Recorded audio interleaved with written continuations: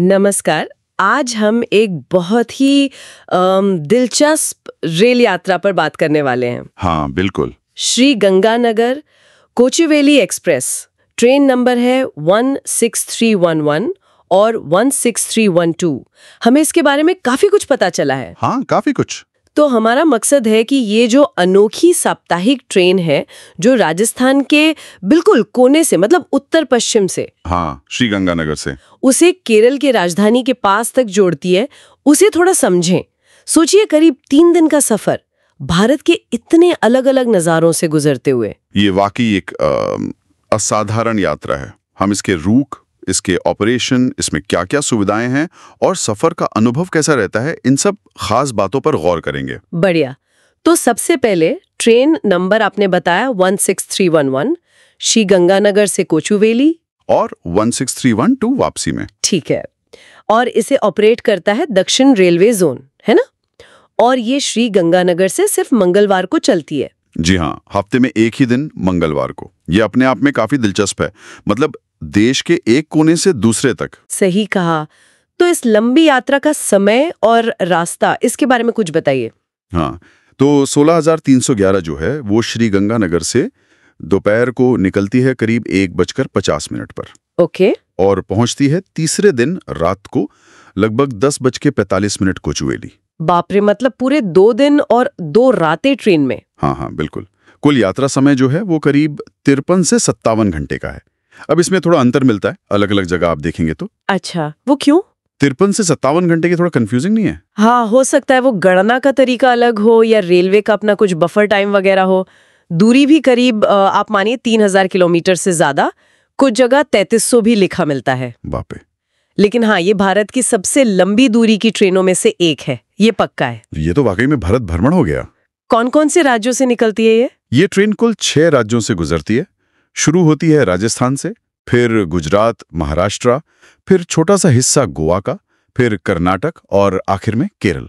6 राज्य, वाह। हाँ। और रास्ते में करीब 46 से 50 स्टॉप्स हैं इसके। मतलब काफी स्टेशन आते हैं। कुछ बड़े नाम, हाँ, जैसे बीकानेर, अहमदाबाद, फिर मुंबई के पास वसई रोड, गोवा में मडगांव, फिर मैंगलोर और फिर केरला के कई सारे तटीय शहर। अच्छा। इसकी औसत रफ्तार भी ठीक ठाक है, मतलब 50-60 किलोमीटर प्रति घंटा के आसपास। कमाल है। मतलब रेगिस्तान से सफर शुरू होता है और फिर कोंकण के तट तक, फिर केरला। वाह।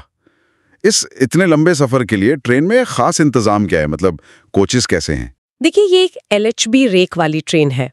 LHB? अच्छा, वो नए वाले कोच? हाँ, वो जो लिंक हॉफमैन बुश कोच होते हैं। ये पुराने ICF कोच से ज्यादा आधुनिक, सुरक्षित और आरामदायक माने जाते हैं। इसमें करीब 22 कोच होते हैं। 22 कोच? हाँ। काफी लंबी ट्रेन है। हाँ, इसमें AC 2 टियर के 2 कोच हैं, AC 3 टियर के करीब 3 कोच हैं, फिर आजकल AC 3 टियर इकोनॉमी भी आने लगा है, वो भी है। हाँ। स्लीपर क्लास सबसे ज्यादा है, करीब 11-12 कोच, और जनरल डब्बे भी हैं 3 के आसपास, और साथ में 2 पावर कार EOG तो होती ही हैं।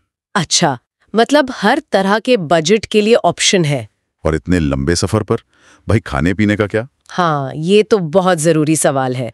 3 दिन की यात्रा है तो इसमें पेंट्री कार की सुविधा है पेंट्री कार? चलो, बढ़िया है। हाँ, और ऑनबोर्ड कैटरिंग भी मिलती है, तो खाने पीने का इंतजाम रहता है। ये सही है। एक और तकनीकी बात बताऊं, ये पूरा रूट जो है अब इलेक्ट्रिफाइड हो गया है। अच्छा, पूरा रूट? हाँ, तो इसे शुरू से आखिर तक एक ही इलेक्ट्रिक लोकोमोटिव खींचता है। ज्यादातर ईरोड शेड का WAP7 लगता है इसमें। WAP7? हाँ, वो तो काफी पावरफुल इंजन है। बिल्कुल, लंबी दूरी के लिए काफी भरोसेमंद है। ये अच्छी बात है। मतलब सफर में इंजन बदलने का झंझट नहीं, शायद टाइम बचता होगा उससे। हाँ, कुछ हद तक। अच्छा, अब अगर कोई ये यात्रा करना चाहे तो जेब पर कितना असर पड़ेगा? टिकट का अंदाजा क्या है और बुकिंग के लिए कोई टिप?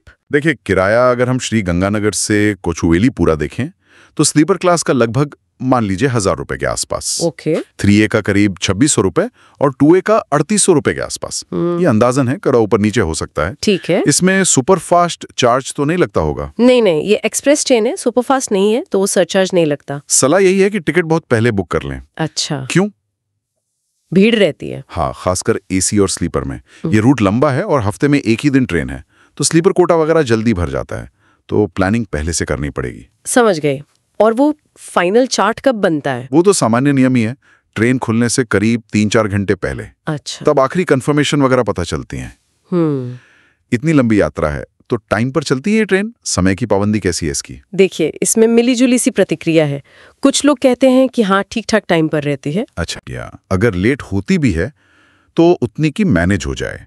खासकर स्लीपर वाले यात्री बताते हैं कि ठीक है, लेकिन देखिए इतना लंबा रूट है, 6 राज्य हैं, अलग अलग रेलवे जोन हैं। हाँ, बात तो सही। कभी-कभी ट्रैफिक की वजह से या मौसम या कोई और ऑपरेशनल कारण से देरी हो सकती है, ये मानकर चलना चाहिए। ठीक है, तो अगर हम संक्षेप में देखें तो ये जो श्री गंगानगर कोचुवेली एक्सप्रेस है 16311 16312, ये उत्तर पश्चिम भारत को एकदम दक्षिण भारत से जोड़ने वाली एक बहुत ही महत्वपूर्ण साप्ताहिक ट्रेन है। बिल्कुल। इसमें LHB कोच है, AC और स्लीपर के ऑप्शन है, पेंट्री कार है, इलेक्ट्रिक इंजन से चलती है, मतलब एक पूरा पैकेज है।